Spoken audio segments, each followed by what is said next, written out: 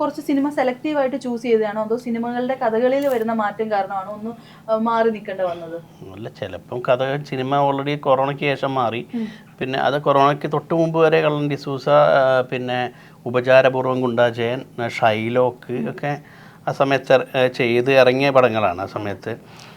പിന്നെ കൊറോണയ്ക്ക് ശേഷം മൊത്തം പടം മാറി, മൊത്തം വേറൊരു ലെവലായി.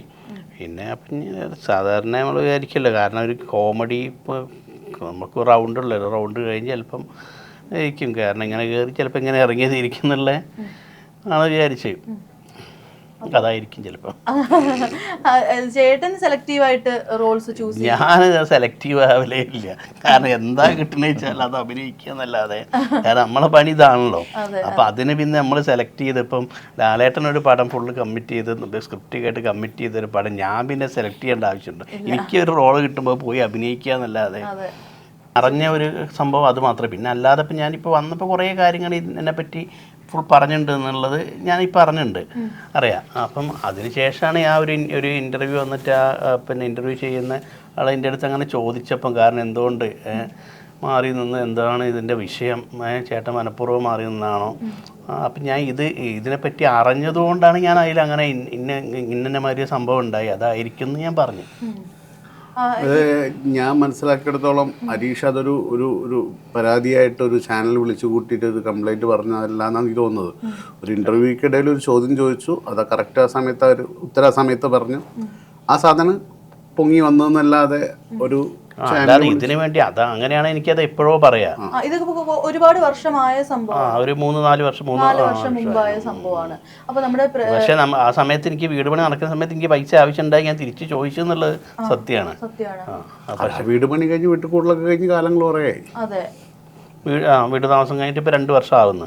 അപ്പൊ ഇങ്ങനെ ഒരു ഈ തുറന്നു പറച്ചിലുകളൊക്കെ ഇപ്പൊ ഇങ്ങനെ എല്ലാം പൊങ്ങി വരുന്ന സമയങ്ങളിൽ ശരിക്കും പറഞ്ഞാൽ അങ്ങനെ ഒരു പേടി തോന്നുമോ നമ്മുടെ സിനിമയിൽ തന്നെ?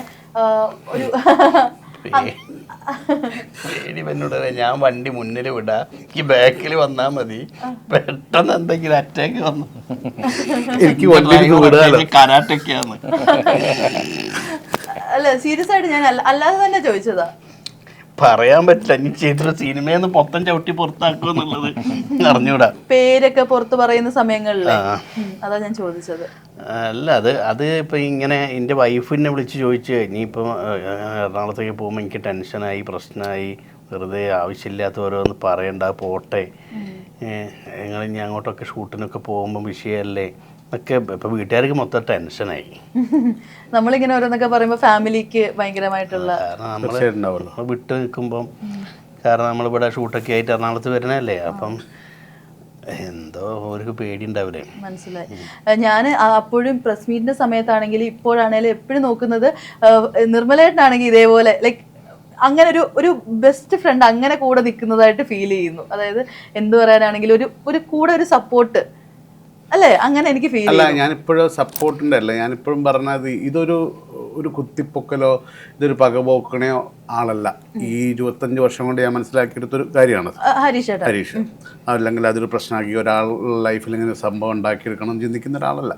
ഇത് സംഭവിച്ചപ്പോൾ വായന്ന് വന്നൊരു വാക്ക് അത് ന്യൂസായി ചാനലാണല്ലോ, അപ്പോൾ വന്നപ്പോൾ പിന്നെ പറഞ്ഞു പോയതാണല്ലോ, മാറ്റാൻ പറ്റൂല. അതിൽ നിന്നല്ലാതെ ഒരാളെ ലൈഫ് ഇത് വന്നപ്പം ഇതുപോലെ അനുഭവിച്ച കുറേ ആൾക്കാർ എന്നെ സപ്പോർട്ട് ചെയ്തിട്ട് എന്നെ വിളിച്ച് പറഞ്ഞിട്ടും കുറേ ആൾക്കാർ വാട്സപ്പിൽ മെസ്സേജ് അയച്ചിട്ട് നിങ്ങളിപ്പോഴാണ് ഇത് ചെയ്ത് ശരിയായി, അപ്പോൾ നിങ്ങളെങ്കിലും തുറന്ന് പറഞ്ഞല്ലോ, പല ആൾക്കാരും ഇത് തുറന്ന് പറയാൻ മടിക്കുന്നുണ്ട്, പേടിക്കുന്നുണ്ട് എന്നൊക്കെ പറഞ്ഞിട്ട് എനിക്ക് മെസ്സേജ് വന്നിട്ടുണ്ടായി.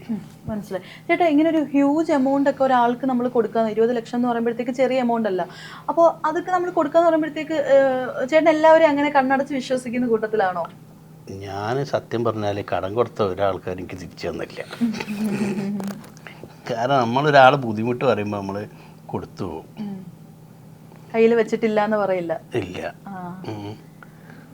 പിന്നെ അത് അന്ന് ആ സമയത്ത് എത്രയും നമ്മളെ ഡേറ്റ് ബാക്കി എല്ലാ കാര്യങ്ങളും നമ്മൾ അത്രയും ഇൻറ്റിമേറ്റായിട്ട് നിൽക്കുന്ന സമയത്ത് ഒരാൾ അർജൻറ്റാണ് ഒരാഴ്ചനെ കൊണ്ട് തരാമെന്ന് പറയുമ്പോൾ അയാൾ വർക്ക് ചെയ്യുന്ന പടത്തിൽ എങ്ങനെ അപ്പോൾ അഭിനയിച്ചുകൊണ്ട് നിൽക്കുന്നതും, അപ്പം ഞാൻ അപ്പം തന്നെ ട്രാൻസ്ഫർ ചെയ്ത് കൊടുത്ത്. ഞാൻ മാത്രമല്ല, അതേ സമയത്ത് ധർമ്മജനം ട്രാൻസ്ഫർ ചെയ്ത് കൊടുത്തിട്ടുണ്ട്. ഈ ഒരു ഇൻസിഡന്റിന് ശേഷമെങ്കിലും ആളുകൾക്ക് ഇങ്ങനെ കണ്ണടച്ച് വിശ്വസിക്കുന്നതും അതൊക്കെ ഇങ്ങനത്തെ കുറേ ആൾക്കാരുണ്ട് ഇപ്പം ഈ സിനിമ ഇതിൽ. പിന്നെ കാരണം ഒരു പടം ഇതാക്കുന്ന എല്ലാവർക്കും കറക്റ്റ് പേയ്മെൻ്റ് ഒന്നും കൊടുക്കാതെ അങ്ങനെ കുറേ പ്രൊഡ്യൂസേഴ്സ് വരാതെ ഉണ്ട്. കാരണം ആദ്യമായിട്ടൊരു പടം പ്രൊഡ്യൂസ് ചെയ്യാൻ വരുമ്പം ചിലർക്ക് ഇതിൻ്റെ ചില ഐഡിയകളൊന്നും ഉണ്ടാവില്ലല്ലോ. എല്ലാവരും അല്ല, അങ്ങനത്തെ ചെറിയ തട്ടിക്കൂട്ട് പരിപാടിയിൽ അങ്ങനെ ചില ആൾക്കാർക്ക് സംഭവിക്കലുണ്ട്. ഞാൻ ഇയാളെ കാരണം നമ്മളായിട്ട് അത്രയും ക്ലോസ് ആണ്. വീട്ടിൽ വരുന്നത്, ഞാൻ അയാളെ വീട്ടിൽ പോകണം, ഞാൻ ഫാമിലിയായിട്ട് ഇവിടെ വരുമ്പോൾ അയാളെ വീട്ടിൽ പോകണം. ഞങ്ങൾ അത്രയും ക്ലോസ് ആയിട്ട് നിൽക്കുന്ന ഒരാൾ പെട്ടെന്നൊരു അത്യാവശ്യം പറയുമ്പം, അത്രയും എമർജൻസി എന്ന് പറയുമ്പോൾ നമ്മളങ്ങനെ ചെയ്തു പോകും. മനസ്സിലായി. ചേട്ടൻ നമ്മുടെ നിഷ ചേച്ചി തന്നെ പ്രസ് മീറ്റിൽ പറയുന്നുണ്ടായിരുന്നല്ലോ, ഒരാളെ നമ്മുടെ ശത്രു ആക്കാനായിട്ട് പൈസ കടം കൊടുത്താൽ മതി എന്നുള്ളത്. അത് റിയലൈസ് ആയോ എപ്പോഴെങ്കിലും? സത്യമാണത്. മതി, അത് കൊടുത്താൽ കഴിഞ്ഞ്. കാരണം പിന്നെ നമ്മളത് ചോദിക്കുമ്പോൾ അവർക്കത് വെറുപ്പാവും. എന്താ ഈ സിനിമയിലുള്ള കിട്ടുന്ന പൈസ, ചില ആൾക്കാർ സിനിമയിൽ അഭിനയിച്ച് കിട്ടുന്ന പൈസ സിനിമയിൽ വെറുതെ പൈസ തരിക എന്നുള്ള. നമ്മൾ രാവിലെ 6 മണിക്ക് കഴിഞ്ഞിട്ട് 7 മണിക്ക് 8 മണിക്ക് ലൊക്കേഷനിൽ ചെന്ന് രാത്രി 9 വരെ ഇതിൻ്റെ വർക്ക് ചെയ്ത് ഇതിന് ഇത്ര ദിവസങ്ങൾ വർക്ക് ചെയ്തിട്ടാണ് നമുക്കൊരു പൈസ കിട്ടുക. അതും ഓരോ ചെറിയ റോളിൽ നമ്മൾ മിമിക്രി കളിച്ച് അതൊന്ന് വന്ന് ഓരോ ചെറിയ റോളിൽ സിനിമയിൽ ചാൻസ് കിട്ടി അത് ചെയ്ത് വന്നിട്ട് നമ്മൾ കുറച്ച് നല്ല ക്യാരക്ടറിലേക്ക് വന്നപ്പം നമുക്ക് അത്യാവശ്യം പൈസ കിട്ടുന്നതും. ഓക്കെ, ഒരു ബ്രേക്ക് വന്നു കഴിഞ്ഞാൽ നമുക്ക് അത്രയും നമ്മൾ പറയുന്ന പൈസ ഒക്കെ കിട്ടുന്നുള്ളൂ. നമ്മളൊരു ഇത്ര പൈസ വേണമെന്ന് പറയുമ്പോൾ അപ്പം അത് കിട്ടി തുടങ്ങിയിട്ട് നമ്മൾ ഒരു അധ്വാനം ഇല്ലാതെ അപ്പോൾ കിട്ടുന്ന പൈസയാണ് സിനിമയിൽ എന്നുള്ള ഒരുവിധ ആൾക്കാരെ വിചാരം.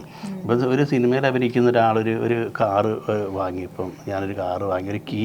അപ്പം സ്വാഭാവികമായിട്ടൊരു നമ്മളൊരു വണ്ടി എടുക്കുമ്പോൾ അവർ ഫോട്ടോ എടുത്തിട്ട് ഹരീഷ് കണാരെ എന്നെ കാറെടുത്ത് അപ്പം തന്നെ ഫുൾ തെറിവിളിയുണ്ടാവുക. നമുക്ക് വെറുതെ കിട്ടുന്ന ഒരു പൈസ പോലെ. അത് ഞാൻ പെയിൻറ്റിങ്ങിൻ്റെ പണി, ഓട്ടോറിക്ഷ ഓടിക്കൽ, കൽപ്പണി, ഇൻഡസ്ട്രിയൽ വർക്ക്, ഈ കണ്ട എല്ലാ പണിയും എടുത്തിട്ട് അതിൻ്റെ ഇടയിൽ കൂടി മിമിക്രി കളിച്ച് വന്നിട്ട് കുറേശ്ശെ എങ്ങനെയെങ്കിലും സിനിമയിൽ എത്തണം എന്ന് 4ാം ക്ലാസ് മുതൽ ആഗ്രഹിച്ചിട്ട് നമ്മൾ കുന്നോളം ആഗ്രഹിക്കുമ്പോൾ കുന്നിക്കുരോളം കിട്ടുമെന്ന് പറഞ്ഞ പോലെ അങ്ങനെയാണ് നമ്മൾ ഇതിൻ്റെ അകത്ത് വരുന്നത്. അല്ലാതെ കഷ്ടപ്പെട്ട് വന്നതാണ്. അല്ലാതെ ബസ് സ്റ്റാൻഡ് കിടന്നുറങ്ങിയിട്ടും ബസ് സ്റ്റോപ്പ് കിടന്നുറങ്ങിയിട്ടും ഞാൻ നിർമ്മലൊക്കെ, അല്ലാതെ ഒറ്റയടിക്ക് നേരം വെളുത്ത് ഞാൻ സിനിമാ നടനായതല്ല. ഈ ചില ഇനോഗ്രേഷനൊക്കെ വിളിക്കുമ്പോൾ പറയും, ചേട്ടാ അത്ര പറയുന്നത് നമുക്കൊരു റിബൺ കട്ട് ചെയ്യാനേ ഉള്ളൂ, അത്ര പണിയുള്ളൂ. ഈ റിബൺ കട്ട് ചെയ്യലിന് നമ്മൾ വേർത്ത് ചാവുന്നതുകൊണ്ടല്ല. ഈ ഇത്ര കൊല്ലത്തെ നമ്മളെ തന്നെ വിളിക്കുന്ന എന്തിനാ, അല്ല അവിടെ ആരെയും കൊണ്ട് റിബൺ കട്ട് ചെയ്ച്ച് പോയാൽ അപ്പോൾ റിബൺ കട്ട് ചെയ്യുന്നത് നമ്മൾ ഇത്ര വർഷത്തിൻ്റെ ഒരു റെമുനറേഷൻ ഉണ്ട്, വേറെ വരുമാനമൊന്നും ഇല്ല. അപ്പോൾ ഇതേ ഉള്ളൂ. അപ്പം അങ്ങനെ ചോദിക്കുന്നതാണ്. അപ്പം അല്ലാണ്ട് റിബൺ കട്ട് ചെയ്യൽ വലിയ ജോലിയായിട്ടല്ല. അതെ, ഇവിടെ പ്രസ് മീറ്റിൽ തന്നെ ചോദിക്കുന്നുണ്ടായിരുന്നു, ലീഗലി മൂവ് ചെയ്തിട്ടുണ്ടോ? ഞാനിത് ഒഴിവാക്കി വൈഫ് എല്ലാവരും അത് പോട്ടെ, അത് കിട്ടൂല. കാരണം ഒരാൾ തരൂലാന്ന് തീരുമാനിച്ചു കഴിഞ്ഞാൽ പിന്നെ ഒരിക്കലും കിട്ടൂല. അയാൾ ഞാൻ കൊടുക്കാൻ ഉദ്ദേശിക്കുന്നില്ല. പിന്നെ ഞാൻ ആ സമയത്ത് തിരക്കുള്ള സമയത്ത് ഞാൻ പിന്നെ അതേ സമയത്ത് പ്രോഗ്രാം ചെയ്യും, സ്റ്റേജ് ഷോ ചെയ്യും. ഇവിടെ ദുബായിൽ പോയി അവരെ കൂടെ അവിടെ ഇവിടെയൊക്കെ പ്രോഗ്രാമിന് പോകും. അതേ സമയത്ത് സിനിമ ചെയ്യും. പിന്നെ ഞാൻ ഒരു പൈസ അനാവശ്യമായിട്ട് ഞാനൊന്നും കളഞ്ഞില്ല. അവനോട് ചോദിച്ചാൽ മതി. ഒരു നല്ല അത്യാവശ്യം സ്ഥലങ്ങളും വേറെ സേവിങ്സും അതും ഇതൊക്കെ ചെയ്ത് വെച്ചുകൊണ്ട് എനിക്കിതൊന്നും ബാധിച്ച് പ്രശ്നം ഉണ്ടായില്ല അങ്ങനത്തെ. പിന്നെ നമ്മൾ അതിൻ്റെ കൂടെ തന്നെ നമ്മളെ പ്രോഗ്രാംസ് ഇപ്പോഴും കണ്ടിന്യൂ ചെയ്ത് പോകണമുണ്ട്.